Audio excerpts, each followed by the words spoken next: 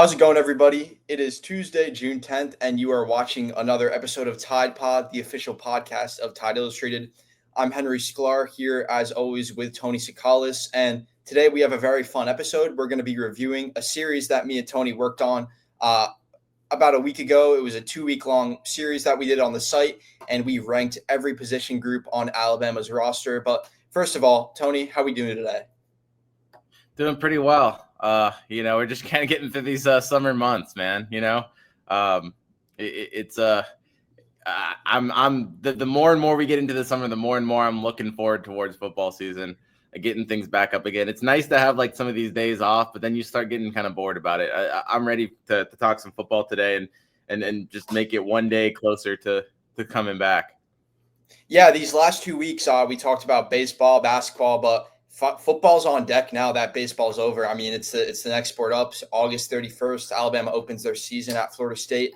But before we get into the actual position groups and we start talking about the players and really getting into the nuances, Tony, I wanted to ask you, when you were making this list, because you did most of the work making the actual list, were there any dilemmas? The bus here? Were there any dilemmas you had though?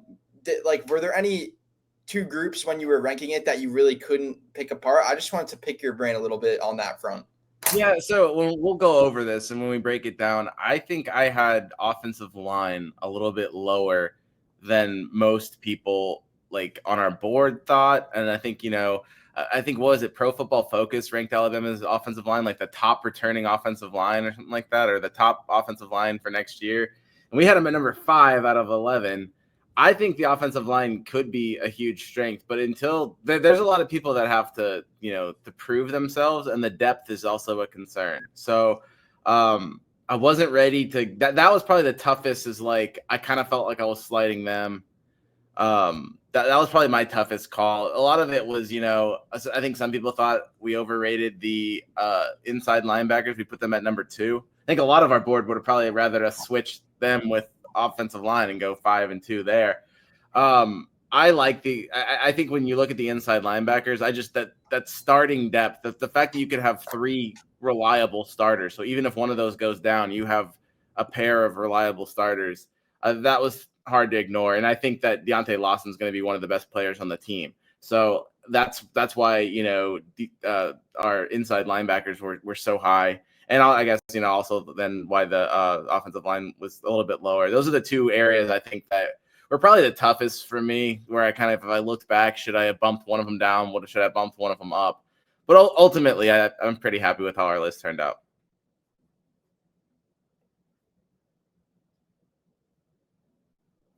You're muted here, Henry. Sorry about that. Technical difficulty. Sorry for throwing you under the bus there, though. I just wanted to see what you were thinking a little bit to kick us off, and we'll get into all the details about what we think about every group. You started it off with special teams as Alabama's worst ranked unit. You want to get into that a little bit to start us off? Yeah, I think we should also have what do you like? Because I did come up with the list. It was kind of a little bit of a joint decision, but were there any ones that you wish that before we get started, were there any ones that you wish I was higher or lower on? Did you have an opinion? I want to kind of see where your head was at as well. Yeah, let me just pull up the list real quick. I know the 5 that I did specifically. I personally, I have right here. Yeah, it's. I personally requested Alabama's cornerback room to do. I'm really high on them. I think they're going to be one of the best units in college football. I really think. Yeah, I'll save it for when we get there, but I really think as a cohesive unit, what they're bringing back and the experience that they gained from last season, and then the freshman talent that they're bringing in that really has a chance to contribute early. I've spent a lot of time this offseason working on looking at that room. I did the feature article on the Matter Day guys, obviously, and I'm just a big fan of what that room brings. I probably would have put that room maybe 2, but they were 3, I think. So I can't actually. Really complain. They were 4. I put them. Okay. Another one an alteration. We can get into that later, too. But I put safeties ahead. I think I probably. There's a chance that I would have put the cornerback room even above safeties and linebackers. I'm really high on them, but we'll save it for that. We'll save it for sure. But special teams, go ahead. Yeah, special teams. I mean, like, look, it's got to be I'm not necessarily saying it's the worst. Like, it's going to be a bad unit. I mean, I think it is the worst out of Alabama's current units. I think whenever you're replacing a former top kicker in Graham Nicholson and one of the best punters in the nation in James Burnup, and then you're also replacing your long snapper. I mean, you're 3 for 3 there. That's going to be tough to do. I think Connor Talty is a good kicker. I think he's kind of had to wait his turn. Let's not forget, at one point he was supposed to be the guy for Will Riker 2 years ago, and then Will Riker came back. He sat. Then I don't know if he was quite as reliable last spring as they wanted him to be. So then they brought in Graham Nicholson. So now Connor Talty's he should have his bearings at the college level. He should be really. It's kind of weird as a college kicker, though. I mean, like how until you're kicking in front of 100,000 people with the game on the line, you don't really have those that same experience as is. It's kind of just different. That pressure's you got to be ready for it at the moment. But I think he's one of the top kickers when he came out in this class. I think he's probably up for it. The punter position, I think that's another reason why I'm a little bit wary. You've got Alex Esperuhoff, which was another one of the top people in his class, punters in his class, but then he was hurt all spring. And then you have Blake Dowd from Colorado School of Mines, who struggled this spring, but has experience. Be interesting to see who wins that. Either way, I think you're kind of a little bit unsure about that position. I can't tell you about any of the long snappers, but the one that they brought in from California was hurt this spring, so you didn't even have him to get the chemistry down. So I think there's some, on the bright side, I think that there's some, like they have a lot of people that can do return. They I'd like to see what Jalen Mbakwe can do as a returner, and there's a lot of exciting players that I think maybe could, maybe they won't, guys that Alabama's deep at the receiver room. I'd like to see maybe one of those dudes, get some action on special teams, because you don't have to worry necessarily about risking them because you have so much depth at that receiver room. So there's a little bit of excitement there, but that's why they're at the bottom, I would say. Yeah. Moving on, we had tight ends at number 10. I think this is a little interesting because I don't think the tight end room. I mean, they lost their top two guys in CJ Dupree and Robbie Oots, but they brought in some guys through the portal. I don't think they necessarily got crazy worse because I don't really think they were a major position of strength last year. But it's an interesting room for sure, and I don't really know how it's going to shape out, but I do know the guys in there. Josh Cuevas is coming back. I always butcher his last name, but he had Cuevas. He had 218 receiving yards and a touchdown in the air last year, and he had a solid run blocking season with a 64.8 grade on Pro Football Focus. And then you have Danny Lewis Jr. coming back, 6'5". He was Alabama's top run blocker at the tight end position, and he also had a team best 70.6 pass blocking grade. So you have two guys who will probably play in that Y position, more blocking specialists. And then from there, that's where a lot of the question marks come in. I believe what was the number? They brought in 3 transfers in the spring window. Was it 3 or they brought two in the spring when in the spring window. You bring in 3 transfers. You bring in you bring in Jack San Marco from West Virginia, 6'6", 240-pound guy. He's more of an inline blocker. And then you have from Weber State, one of the more underrated, under the radar additions in the portal window. You have Peter, I think it's Knudsen. I'm not sure. He was brought in before. Yeah, the big one they brought in though was Brody Dalton. And then you bring in Brody Dalton. Brody Dalton, an in-state guy. He grew up an Alabama fan. He had 166 yards and 3 touchdowns in Troy's final 5 games. So you're bringing in 3 transfers. I don't really know the order of that. I assume Brody Dalton's probably going to be the most used guy in that room. I think Brody Dalton probably competes with Danny Lewis for that starting wide job. And you had mentioned Cuevas. He's an H. So so you look at those inline blockers. I think that when they brought in Brody Dalton, he's kind of the guy that's like that, the prototypical inline tight end. Jack Marco is kind of, I think, an inline tight end too, but I think he's probably more for the future. You listing out these names, I mean, there's names here. I think really like where you're a little bit worried about Alabama would be at the inline tight end position, because we don't really know what Brody Dalton has. I mean, he did decent at Troy, but there's a difference, right? There's a difference in playing in is it the Sun Belt as compared to the SEC. Yeah. So I think it's good. I think they're probably good enough. You mentioned it not being like a super important position. I mean, it is an important position, but like they don't need these tight ends to be flashy. I mean, like the problems they have with this unit would be like getting some extra blocking in. You know what I'm saying? Yeah. And there's some names in there that I do like. I think Danny Lewis Jr. has a lot of potential. He's a guy who, I mean, he hasn't really produced a lot. I believe he only has one reception in his 2 years at Alabama so far. But I mean, he's 6'6". He was a pretty good receiver in high school, and he's already Alabama's highest graded blocker. So like, I think a guy like that can have a lot of upside.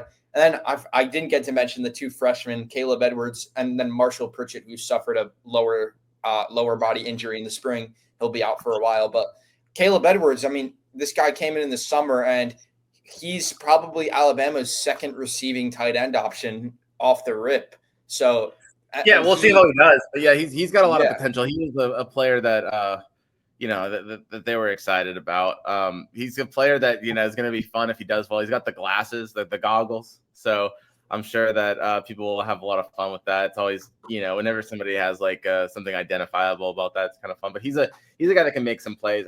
Look, he's joining the team this summer. He's joining the team. I believe he just moved in like 2 weeks ago. Yeah, I'm trying to figure out like when this is dropping, and then if he'll be on campus. So depending on when you're listening to this, he's on campus. I think that he's a guy that could do well. We saw Ryan Williams jump fast. I don't think you would compare him to the level of talent of Ryan Williams, but he's a good player that he'll have an opportunity maybe to push for some playing time. The only thing I say is it's hard to come in over the summer and push for that playing time. And really losing out on that spring camp might be tough for him, but there's opportunities in this room. So like all in all, didn't read is this room is solid and maybe unspectacular, but probably good enough to get the job done for Alabama. Like, I don't think the tight end position is going to like necessarily win you any games. It's not like you're going to have a Brock Bowers out there who's absolutely changing the game for you. But at the same time, I think they'll be solid.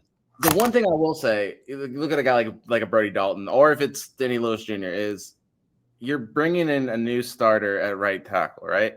If Wilkin Formby struggles or gets hurt and they have to put somebody else in, like, you might need a tight end to get a little bit. You might bring in a tight end to pass block. You know what I'm saying? Like, a lot of times when you bring in a tight end to block, he's run blocking because you want him involved in the passing game as a receiver. But like, if you need a little bit of help, it's you might have to have him chip in a little bit to kind of help out a tackle if you're struggling at that position. I'm just saying like that. Yeah. That could maybe even early on in the season be a little bit more important. I'm not saying Alabama is going to totally devote a tight end to blocker at a passing plays every single play, but if you're going up against a good defensive end and you need to, have an extra, give Wilkin Formby a little bit of a hand on that side, and you might put a Brody Dalton in there just to, or maybe some, delayed releases where he can kind of chip somebody off. And then Brody Dalton, when I was doing a thing on him, he does a lot of, he can run after the catch too. He's a little bit athletic. So maybe get a little chip to him on some of those screen passes where he blocks and slow release. You can get creative, especially, those kind of plays are maybe something that would help out a first year starter at quarterback. So there's going to be enough in this unit to get the job done. It's just Alabama's got a lot of good units, and that's why they're lower on the list. Yeah, moving on to our next unit, number 9 on our list, defensive line, returning some interesting guys like defensive tackles specifically. Yeah, returning some guys like Tim Keenan, James Smith, Jeremiah Beeman, but you have them all the way down at 9. Tony, you want to get into it? This is another one that I thought like, is this too low? Like, you know what I'm saying? Like look, you Yeah, could have a PFF. team captain. Yeah, you could have a You team mentioned, captain in yeah, Keenan who could be like maybe a day 2 pick. And he's a starter. And then you've got a guy in James Smith who I think could be a breakout player. And it's like that's a pretty good combo. I just it's a weird unit. First of all, those are the two I think would be the starters. You've got guys like Edric Hill seemed like he had a really good spring. Jeremiah Beeman had a really good spring. Like those are two guys that like people talked about, kind of elevating their game as guys we haven't really heard of. They're two redshirt sophomores. And then you also I didn't factor this in. I think this is part of why it's lower. Like you're gonna have people like Kelby Collins, people like LT Overton if they need him to. Like they'll be able to chip in, I guess, as a smaller defensive Jamarian Latham. Like they'll be able to chip in as a defensive tackle if you wanted to like in certain packages. Maybe not as much Overton because they're really going to want him as a pass rusher. But we've seen him kind of move into the interior at times. Like Alabama's going to be very versatile. So some of the lack of depth here that I punish them for isn't as concerning because you can take some of those, and we'll get to the edge rushers later, but you can take some of those bigger edge rushers, those bandits, and kind of on passing downs make them defensive tackles. So like individually, I think it's probably fair to have this unit at 9, but like it's not as much of a worry. Like the worries I have that make it 9 aren't really as much of a worry but because of the depth at the bandit position, and because of the people you yeah, can move over there. But that being said, I mean, like, it's got, I think, 2 solid starters. The other thing too that I'll point out, I'm really high on James Smith. I think he could be like really good, and I think he can give you the pass rushing that maybe you haven't had that like interior pass rusher. And I think because they've got a lot of guys on the edge, and like I said, we'll get to that. But the interior pass rushing, they haven't had that. I think James Smith, you saw in the game against Michigan, the ReliaQuest Bowl, yeah, he's super athletic. The thing about him, he kind of reminds me, and I'm not saying necessarily his game to a total match, but the way that Christian Barmore was a little bit undisciplined at Alabama, and at times he'd make great plays, and then you'd hear Nick Saban talk about how he's missing his assignments and he needs to be more disciplined and be better overall in his game. That's kind of like how I feel about James Smith, is where once he puts it all together, he has that potential to be like a Christian Barmore, to be possibly a first-round pick kind of guy, or early second guy, But he's going to have to be more complete in his game. Right now, he's, streaky and super athletic, and he's, he's probably over-aggressive, and you can't miss out on that. You're going to have to, play sound, get all your keys right, fundamental football, know your role, stay within the system, don't go rogue and try to get to the pass rusher. He's got it all there. It's just a matter of kind of maturing as a football player, getting, playing into the system. And I think that's what a lot of young defensive linemen struggle with. But I think he could definitely take the next step. yeah. And then you mentioned some of it, so we'll just move right into it. At number 8 or number 9, 8 or 9. We're number Yeah, 8 now. 8. We're number 8 now. Number 8. Yeah, number 8, we have edge rushers. I wrote this one, so I'll talk about it a little bit. It's a room that's returning a lot of guys. It's one of the most, out of all of Alabama's position groups, you can argue edge rusher might have the most continuity out of all of them. You got guys like LT Overton, Jordan Renaud, even guys down on the depth chart like Keon Keeley and Noah Carter at the bandit position, and then you got Quay Russaw at Wolf, Jamarian Latham, Yanze Pierre, and then Noah Carter. And then you have a really talented freshman, of course, at the Wolf position, Justin Hill. I mean, this room's bringing back a lot of guys. And I think kind of like I mentioned with the cornerback position earlier, just maybe a light version of that, is that I think last year gaining experience is going to be big for this group this year. The thing that I knocked them a little bit for was they didn't really produce last year. Like LC Overton, I believe it was halfway through the season, he was leading the SEC in overall pressures, and he ended up finishing out leading Alabama in overall pressures with 39. He was like top 10 in the SEC, but he only totaled, how many sacks was it? 2 overall. So like they were getting to the quarterback. It's just they weren't completing plays. And I used a little UFC quote in my article, but men lie, women lie, but numbers don't lie.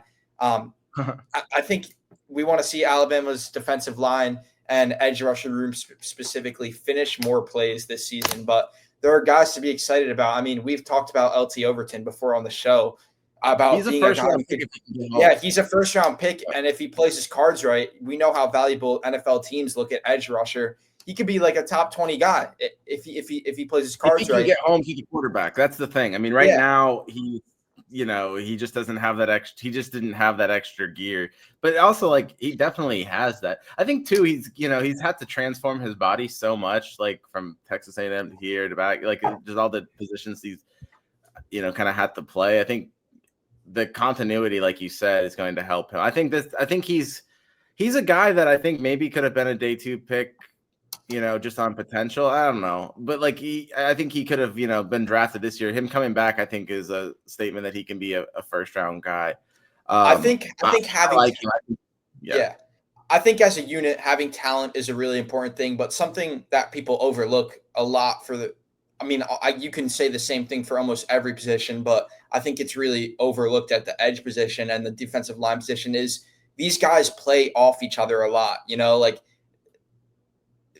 having communication and having that experience together as a unit is going to be huge, telling people where to rush and which lanes to hit and what moves to make it. That's going to be like huge for Alabama's room this year, having that year of experience together to kind of gel and now coming back. A lot of these players coming back, I think that's going to be huge. And another guy I wanted to mention quickly that I'm really excited for is Kelby Collins. I think he has a chance to be maybe Alabama's most impactful transfer. I mean, he was an freshman all SEC guy in 2023 as an edge rusher.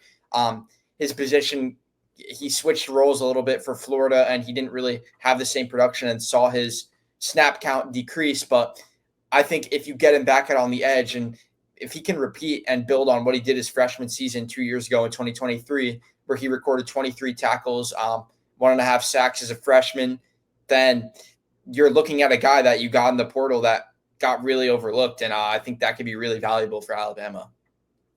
Sure. Yeah, no, I think so. And we already talked about his versatility too. So, I mean, like, he could help out still as a lighter defensive tackle. So just that having a guy that can kind of do a lot of things like that's going to be very helpful. So yeah, I think I think you're right on with that. They've got a lot of guys that could kind of break out in this unit. I think you headline, when you look at things, you look at LT Overton, but there's a lot of other guys too. Kelby Collins. Sorry, no, I mean, who am I thinking of? Sorry, Keon Keeley. I was like, I was thinking Keon Keeley is a guy that could break out. And I think he's a guy, a 5-star guy that Alabama's really been wanting to break out. And does he finally live up into his potential? And if so, like, he's probably the most talented person, or at least coming out of high school, out of anybody in this whole group. Can he come in and come into that bandit role and maybe jump a few guys? Just like Jordan Renaud is somebody that we haven't really talked about. Another guy that's kind of versatile and can do a lot at that bandit position. So yeah, there's a lot. It's a deep position. Talking about it, it's like if they had more like certified, like if LT Overton was more consistent and Quay Russell was more consistent, I think you would have put them higher than 8 on this list. Kind of for the talent they have in this unit, putting them at 8 seems a little bit harsh, but that's just the way it rolled. Yeah, and then moving on, we'll jump back to the offensive side of the ball. At number 7, we have the running back position. Obviously, bringing back Jam Miller was I don't know if that was expected or unexpected, but it's huge regardless for Alabama. You lost Justice Haynes to the transfer portal. He was a half of that 1-2 punch they brought last season. And Miller coming back gives you, that veteran presence in the room, that experience. He's a guy who has he can run in between the tackles, but he also has some plays where he can hit a home run, and he's a pretty solid blocker as well. We knocked him down a little bit just because you don't know what you have really aside from Miller. I think last year having 2 guys that you could rely on and lean on was it benefited Alabama a lot. You were able to keep both guys fresh, and at this point, it's pretty unclear on how they're going to manage that rotation in the backfield. We don't know if Miller is going to be the standalone guy. I mean, we've seen Kalen DeBoer have standalone running backs at Washington in 2023. Shoot, I'm blanking on his name right now. At Washington in 2023, that they relied on the. Anyways, yeah, he's a 1,000-yard rusher. Yeah. I don't know why I'm blanking on his name too. But yeah, he does produce running backs. It's been more of a bell cow back in the past, and I don't think Alabama will have a bell cow back. It's Dylan Johnson, the guy that we were forgetting his name. Yeah, Dylan Johnson. We don't know if Miller will have the stamina. But I don't think he needs to be. I don't think he needs to be a Dylan Johnson because there's too much talent on the in the unit. I kind of feel the same way about like 8, 7, and 6, and we'll get to 6 in a bit. But like all three of these position groups, and I'll just spoiler alert: quarterbacks is number 6. They're position groups with a ton of talent and not a ton of like proven talent or established, reliable, consistent talent. So you could make the argument that all three of those position groups are lower because like they've got a lot of really good guys in each unit, and like they all could be great. I've said this a bunch of times. I think I've said it on the pod. Like Alabama has a lot of B+ positions that can turn into A's, and I think that's when you look at is Alabama going to be a title contender? Are they going to make a deep playoff run? It's how many of these B+ position groups turn into A's? I think edge rusher B+, running back B+, quarterback B+ right now. But like all three of those, depending on what happens, they could elevate, and all of a sudden Alabama has a really deep team. I don't really, and the good thing for Alabama is I don't really see the edge rushers being worse than B+, and I don't see the running backs being worse than B+. So I think it only gets better from there. I can't see a situation where they take a step back because that's the thing. It's like some of these guys can get better, but there's too many of them that if somebody, regressed, somebody would just take a spot. You're not going to have a whole unit regressing. You might, have a whole unit and not enough of them discover their potential, and then that would be on the coaching staff. But when you look at it, you're not going to take a step back at any of these positions. And I think Alabama's in really good shape. With that being said, we can kind of move to the quarterback position, which like it's weird because I made the argument like just based on talent, I think Alabama probably has one of the best quarterback units, at least in the SEC. If you just looked at the talent of the three options they have, they're three really good guys, but they don't have like that, number one ace quarterback that you can be, really rely. I mean, they don't even know who their starting quarterback is going to be at the moment. I think everyone thinks it's going to be Ty Simpson, but that's not even set in stone. So when you look at it, it's kind of like, you really can't give them much higher than 6. I think if Ty Simpson comes in and does really well, that might be a top 5 unit. Also, here's an interesting point, Henry. Like, does Alabama need its quarterback room to be any higher than 6? If they're giving the other talent on the I think I've said this before, but I think the main thing you want out of your quarterback this season, if you're Alabama, is just a guy who can spread the ball around, right? Like for as electric as Jalen Milroe was at times and as big of plays as he could produce at times, I feel like a lot of the time he was just playing magnet ball with Ryan Williams and Jeremy Bernard, and they didn't really get other guys involved. And I think you're bringing in a guy like Isaiah Horton, you have a guy like Josh Cuevas coming back and some talented freshmen at the tight end position. You have a really deep receiver room with tons of guys that like we'll get into later. You want to get all these guys involved, right? Like you don't bring in Isaiah Horton just to have him run routes and do cardio. You want to get the ball on a guy like that. You want to get the ball in their hands. And that's what I think the key thing is. If whoever your quarterback is can just spread the ball around and be consistent, maybe their ceiling doesn't have to be as high as Jalen Milroe, but maybe they're more level and they're not as high. They're not as volatile as Jalen Milroe was.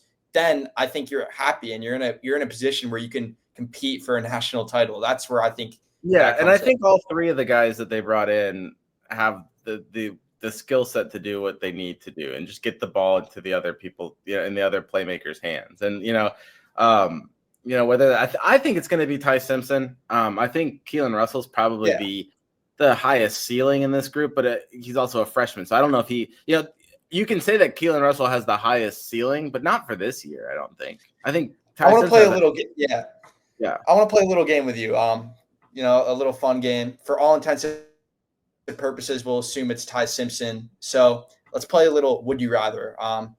Ty Simpson or Gunnar Stockton? Ty Simpson. I think so. Ty, But, Ty Simpson or Marcel Reed, Texas A&M quarterback? for this team, Ty Simpson, but like that's what we talked about. It's like Marcel Reed's probably a higher, more like he can. You're almost getting Jalen Miller, right? Like are you gonna? But like for this team, for this offense, for DeBoer, Ty Simpson, yeah. Ty Simpson or Jackson Arnold?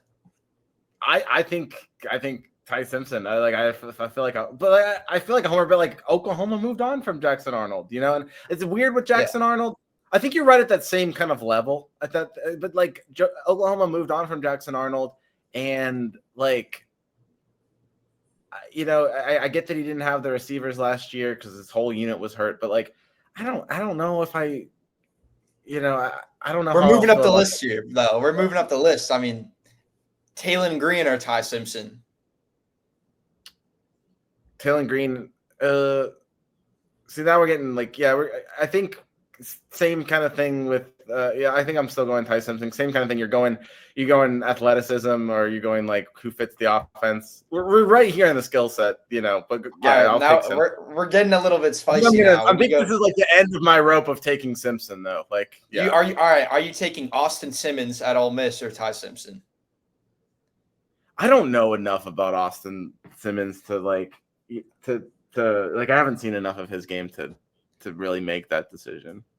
Well, I think the interesting thing about that one is if you're Alabama, are you going to take Austin Simmons or Keelan Russell?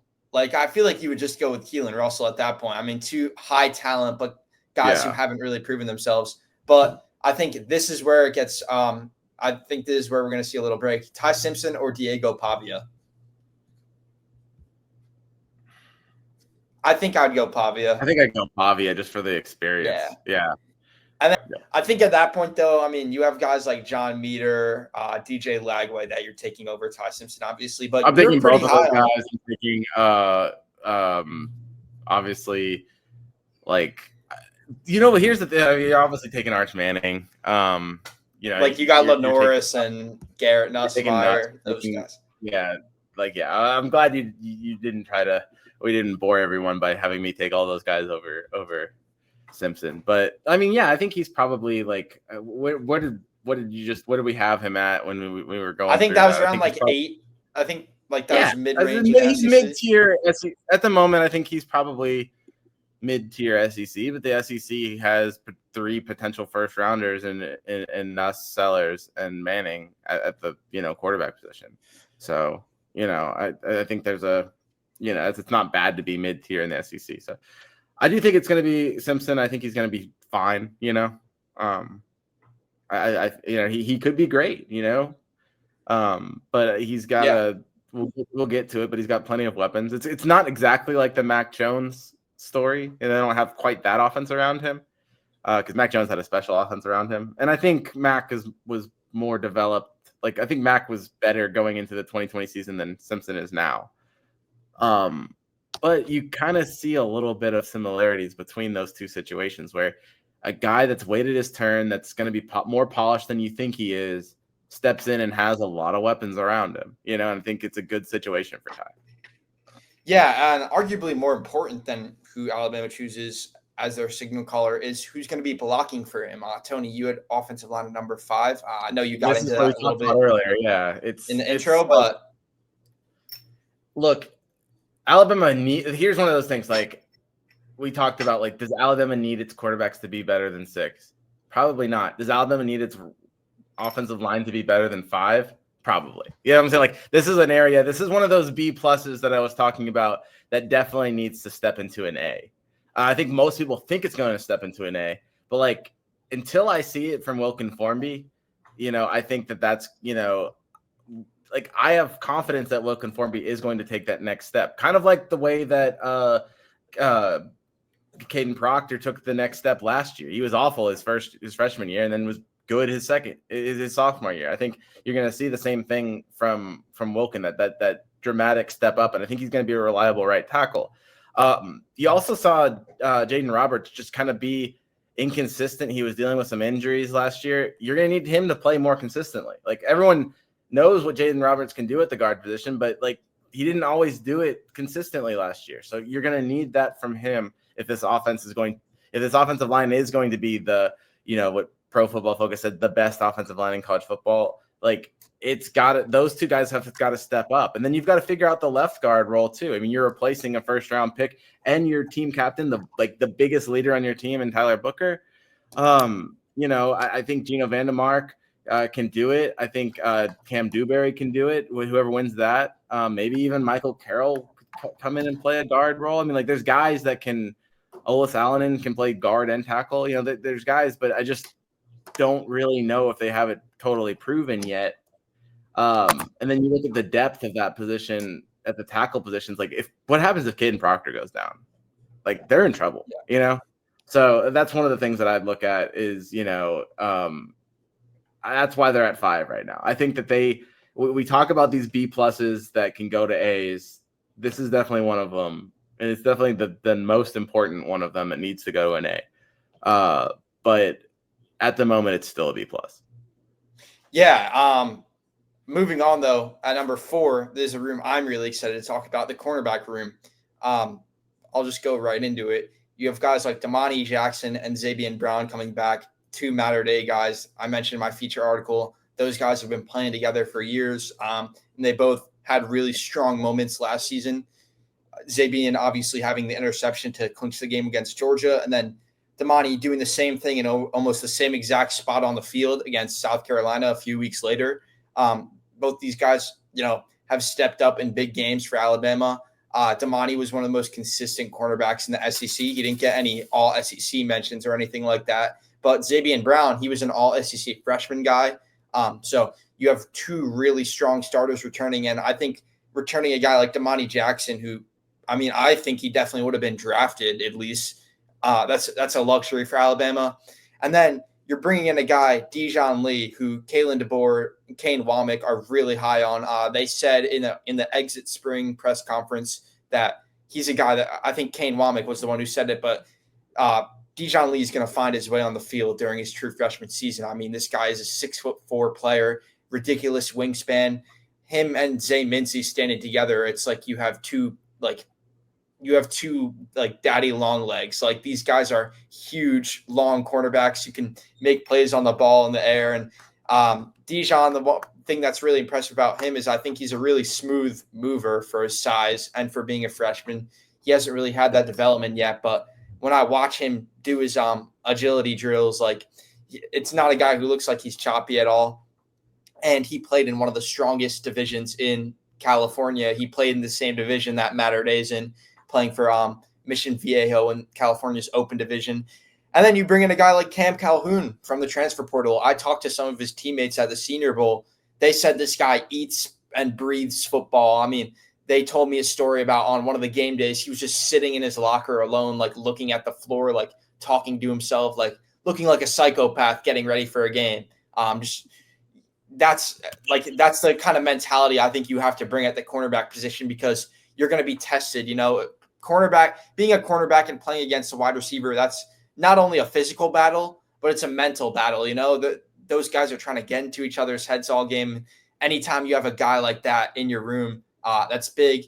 And then finally, returning, you have a guy in Red Morgan who gained experience last year. He played, I believe, a season high. He played over like 40 snaps against Georgia. He got tested a lot, and it wasn't the most pretty at sometimes, but coming back as a sophomore, a guy who they obviously had to throw out there last year because there was a lack of depth, it is really big in case there's injuries. And then Chuck McDonald, of course, came in the summer from another Matter-Day guy.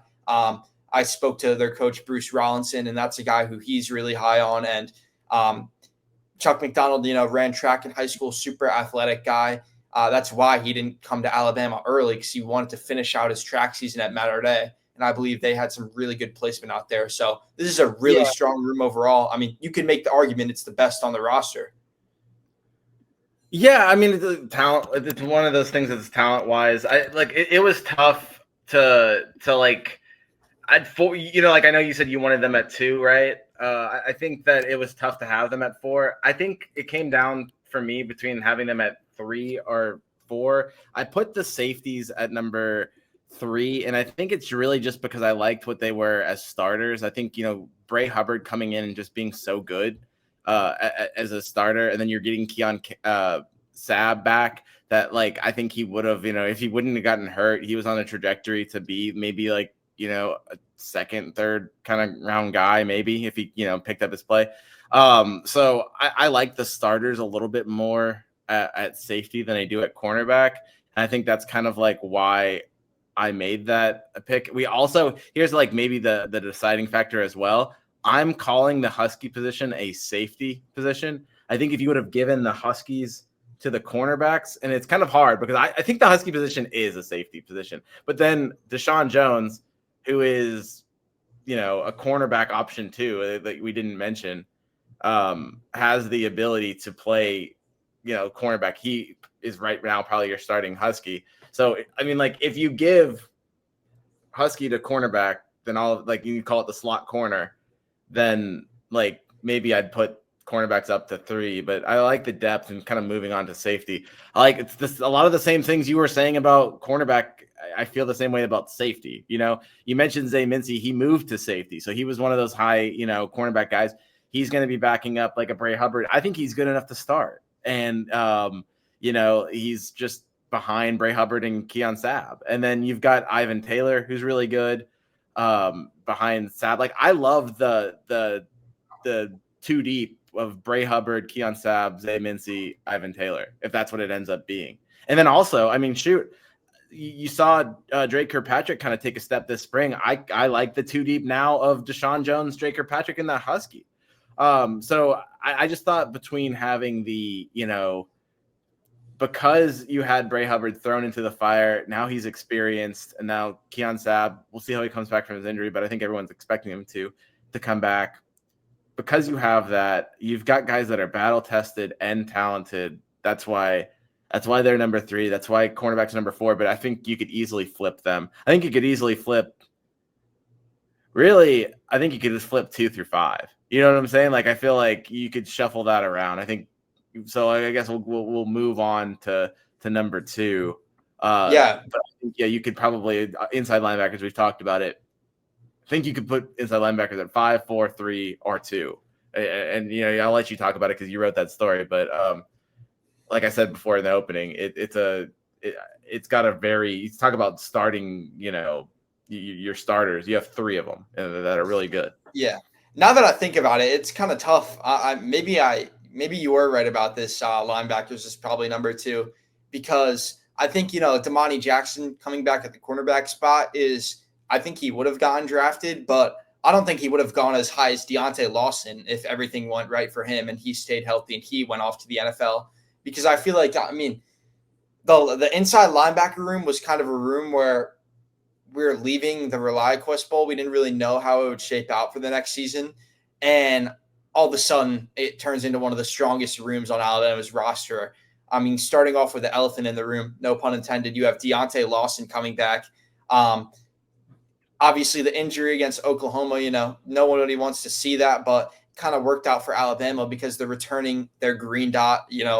They're one of their captains on defense, a guy who is extremely versatile, gets after the passer, can play coverage, kind of do everything for you. And then also you're bringing back a guy, Justin Jefferson, obviously the waiver that allowed junior college players to have an extra year of eligibility. Jefferson gets that back. So he's returning. So you already have 2 starting caliber guys. And then, of course, they dip into the transfer portal and add a guy, Nikhai Hill-Green.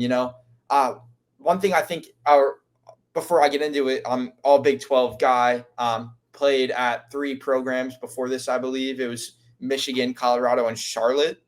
But one thing I think that's great about adding Hill-Green is not only are you adding a starting caliber player, but I feel like a lot of times, you see transfers that might be coming into the SEC, coming into a program like Alabama, and the lights might be a little too bright for them.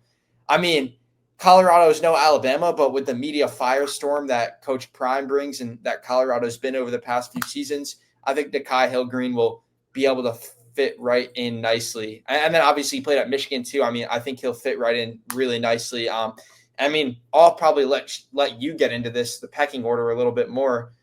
But Nikhai Hill-Green, is he going to start over Justin Jefferson, or Yeah, I that's probably a good question. I don't know. I mean, you'd have to. I think that will be a battle, right? I think obviously you're going to have Deontay Lawson on the field, but then between the other two, I think that's probably your biggest battle. The good thing about it is like all three of those guys, I think, could be green dot guys. You know, so you got three experienced guys, and you could kind of maybe they're versatile enough. You could mix and match them. Keep people fresh. If one of them gets a little banged up, I think you'll have that guy to step up. So I think we'll have to see. That'll be one of the position groups position battles. Sorry, that we look for. During preseason camp. I think if you're gonna criticize this list and have one problem with it being at number 2, I think the depth after those three Yeah. goes down a little bit, and that might be where some of the people on our board thought maybe this was a little bit higher rated. They're going to need someone. The reason why I'm not as concerned about that is because the versatility. Like I said, if one of these three got hurt, you'd still have two really good options, and I like that a lot. Yeah.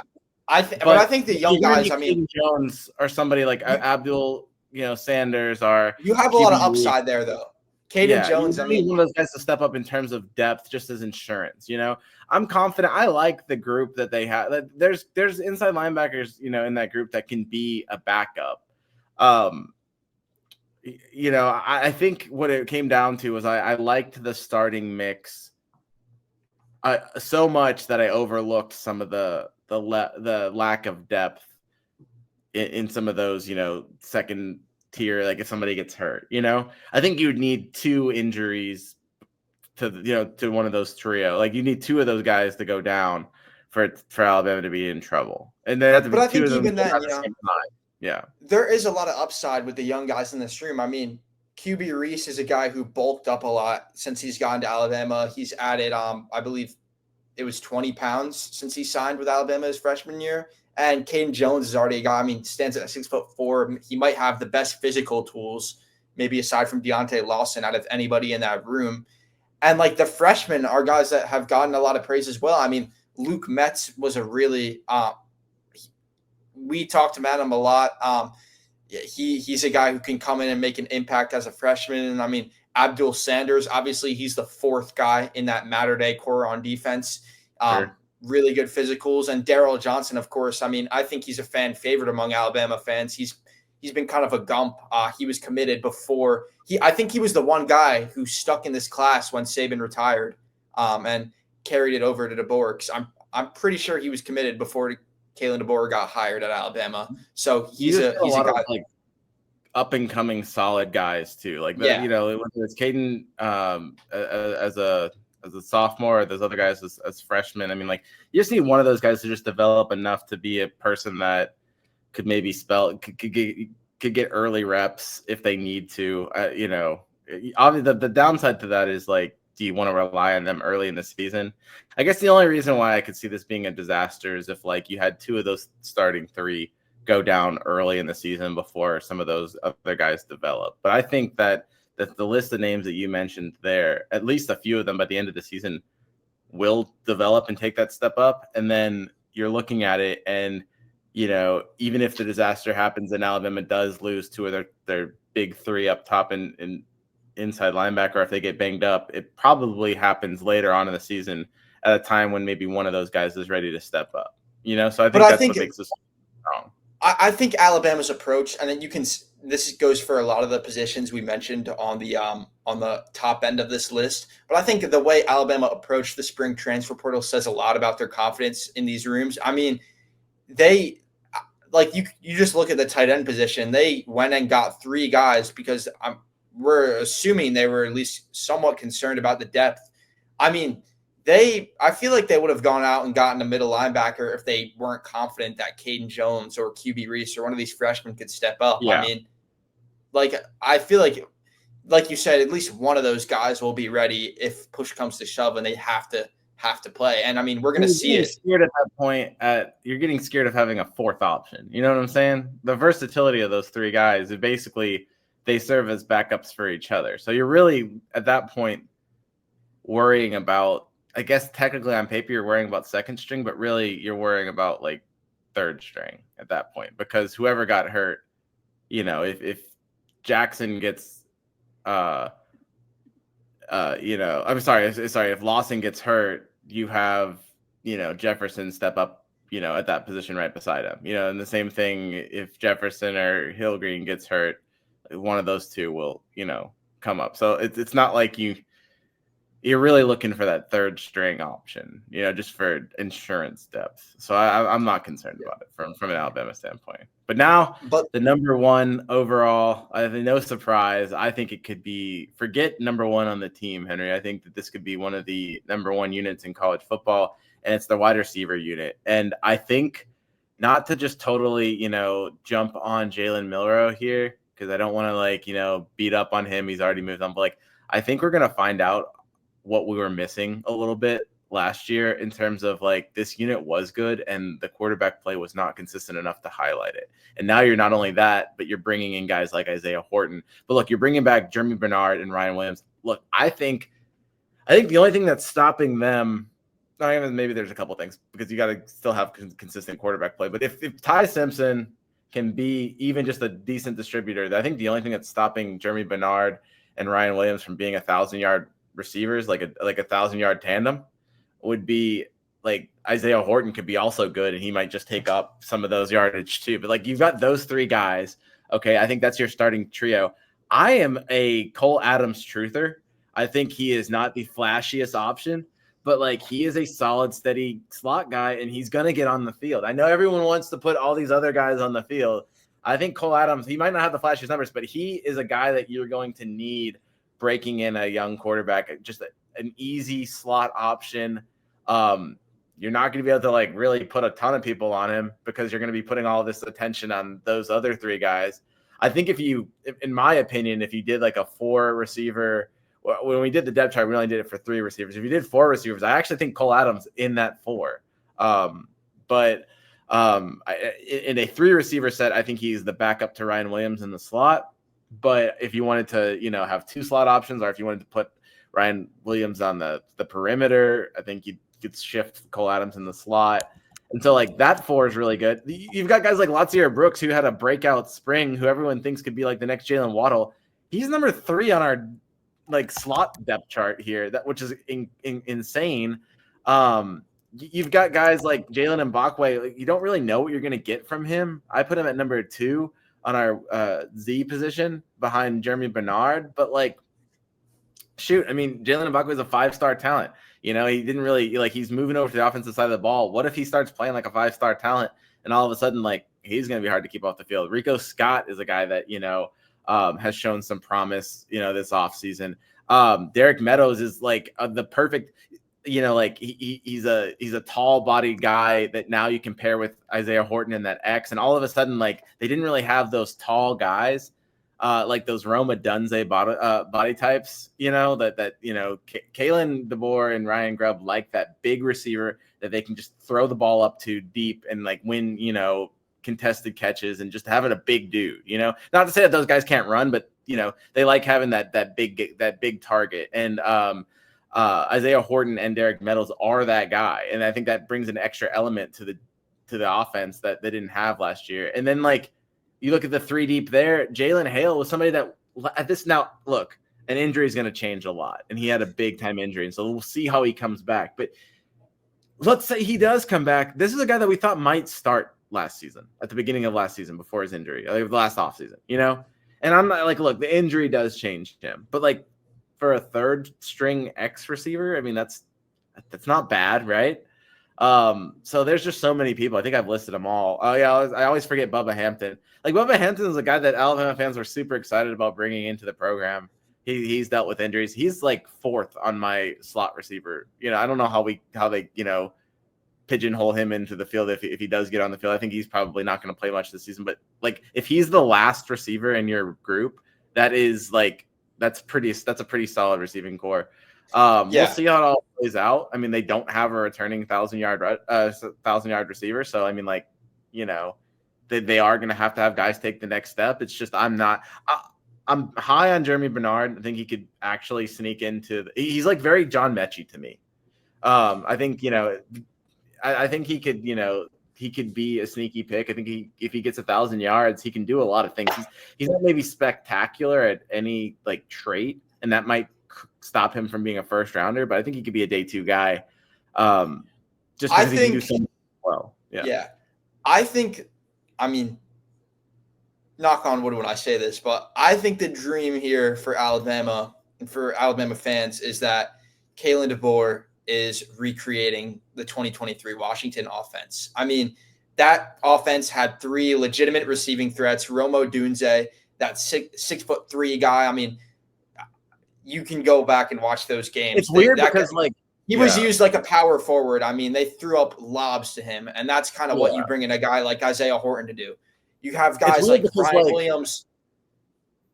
Go ahead. Yeah, Horton would be the Roma Dunze. Like the talent level in that receiving maybe not. core, yeah, maybe not a 1-to-1. Yeah, no, I guess like the talent level in that receiving core, like your best receivers are at different positions because like a Dunze was the best receiver in that one, and he's going to be playing what Horton is, and I think Horton's probably the 3rd best. I think the person you would I think I'm trying to make this point more schematically, maybe not. Well, if you're going to do that, if you're going to do that, then like hear me out. Like this, I'm not going talent for talent here, but like Horton is your Dunze, McMillan is your Ryan Williams, and Bernard is your Jalen Polk. Now, and then we forget Jeremy Bernard. He was their 5th receiver in that room. They had guys down the depth chart like Denzel Boston, who eventually turned into an 800-yard receiver last year for them. And they had Josh Cuevas was the tight end 2 or tight end 3 in that room. I mean, I think and then you bring in Ryan Grubb. That's the other part we're not talking about. I think that's the goal here. You're trying to recreate the scheme and the magic that they had that year. And for a body type, you're right. They have like the body types to, and I'm not saying that Jalen McMillan is the exact body type of Ryan Williams. Ryan Williams is more talented. But like you look at, you got fast, shifty, Jalen Polk and Jeremy Bernard are both kind of like hard nosed players. And then Isaiah Horton and Roma Dunze are both jump ball guys. I think if you were like breaking it down, like Roma Dunze, way better than Isaiah Horton. Jeremy Bernard, better than Jalen Polk. Ryan Williams, way better than Jalen McMillan. Although, hey, look, Jalen McMillan's good, and he's having a good season he had a good season, rookie season for the Bucks. So, I do think that Ryan Williams is better. So, if you're just kind of like break those down, I think, that's probably how it would shake out. It's going to be a fun, Latsier Brooks could be in that mix, and then Cole Adams, could be in that mix too. It's going to be fun. I like what I saw from Derek Meadows. I think he's probably going to play less than maybe fans expect, but he's one for the future. It's just going to be a really fun unit to watch for sure. I'm surprised they kept everyone. I'm surprised I'm surprised a guy like Rico Scott didn't find a better option.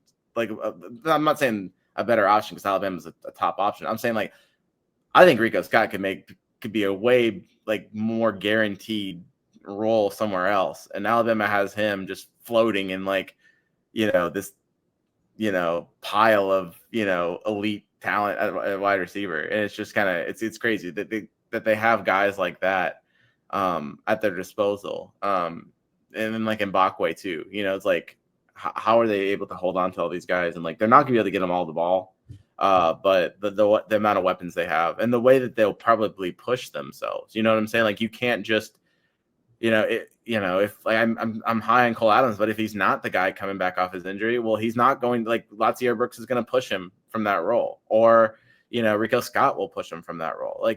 No one's gonna be able to rest on their laurels. You're gonna have to fight to be on the field. And I think that's always going to bring out the best in any unit. Yeah, well, that hits all of the position groups on Alabama's roster. Tony, any closing thoughts? Look, if you don't agree, put it in the comments. It's not a perfect list because it's so hard. I think even in the intro, we wrote the intro for every one of them. There were some tough decisions to make. I think that special teams, tight end, those were kind of easier ones. But like I said, really from 5 to 2, that was the toughest for me. I think you could make a case for each one of those to be at any of those two spots. I'm confident at wide receiver 1. I'm confident in my top 5. I'm confident of keeping quarterback out of that top 5. But then there's a lot else that I'm not. I could be swayed a lot. I guess to close this out, I mean, I asked you, did you have any trouble making this list? But making this list, did you learn anything? Did something catch your eye where you were like, I guess I didn't look at it from that angle before? Did you really learn anything from doing this exercise?